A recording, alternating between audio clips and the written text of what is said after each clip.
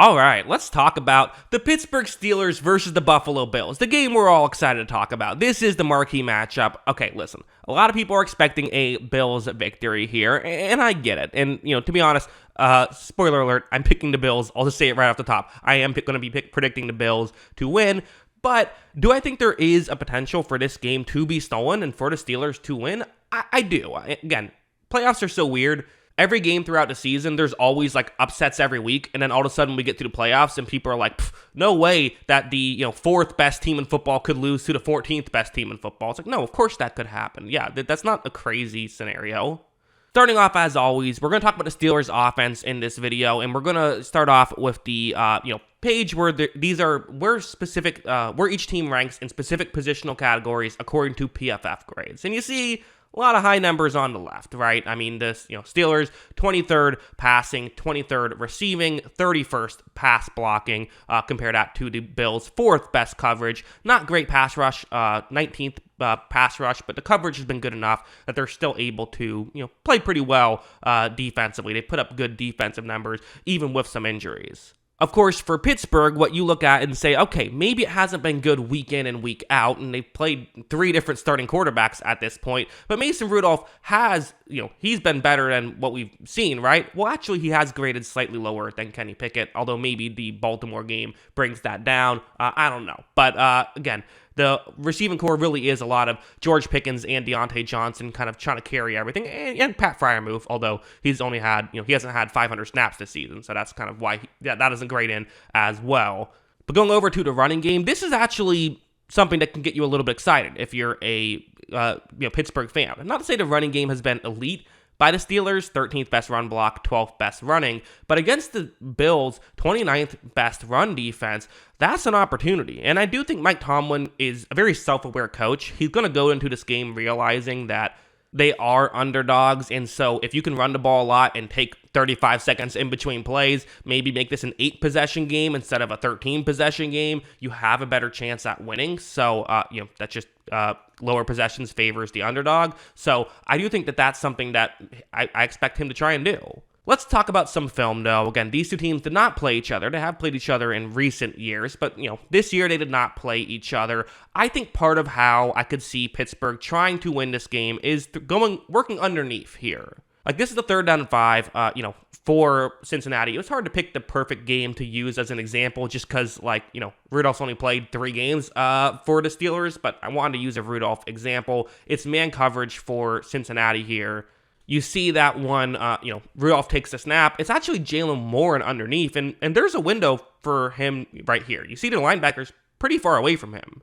Watch as Rudolph is going to flip it to Warren, and Warren's pretty good in open space as well. Like, listen, with some of the injuries that the Bills have, obviously losing Milano early on in the season, and they lost Terrell Edmonds in the offseason, not having those linebackers, Terrell Dodson and Terrell Bernard, those are 2 players who have done all right for them, but still, there's definitely, there's maybe a window to attack there.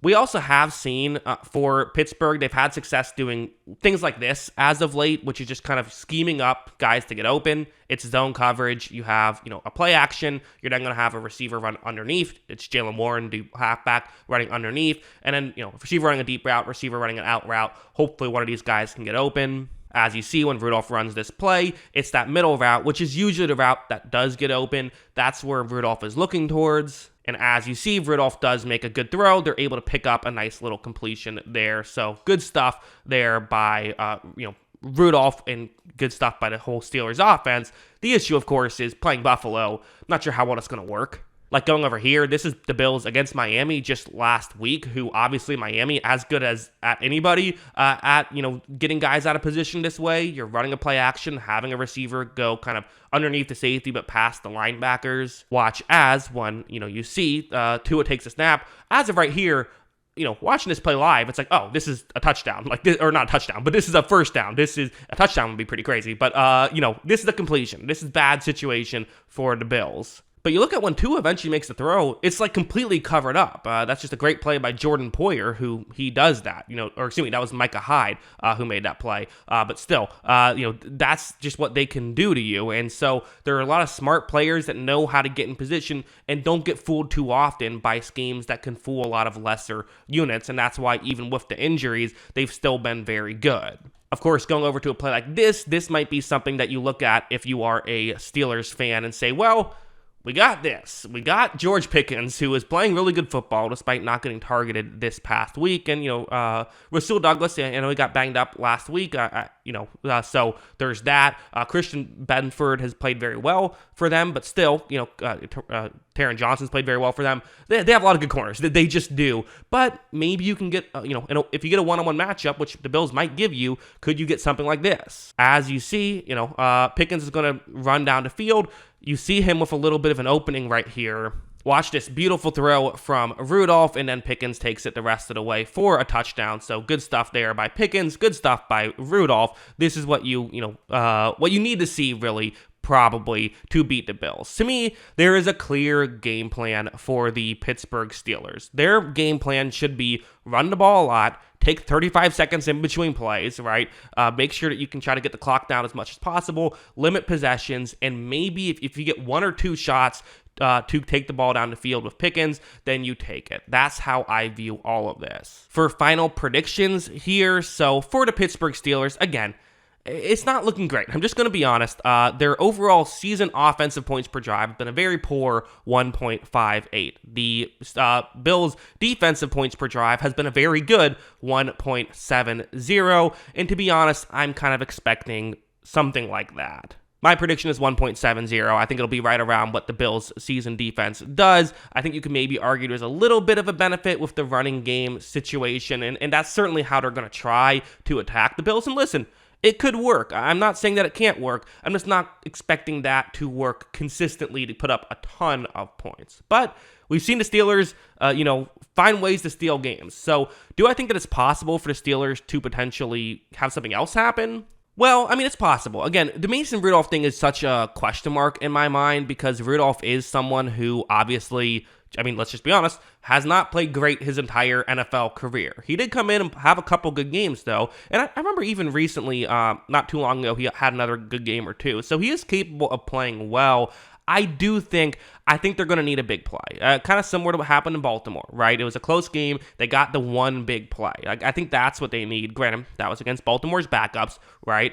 It's just part of what makes this difficult offensively is the Bills don't give up a ton of big plays. The Bills do a very good job at when they're playing against a team that, has some players who can go to the house. They do a good job at not letting that happen. I mean, we saw with, just last week against Miami, how well they played. They held a great offense to just 14 points.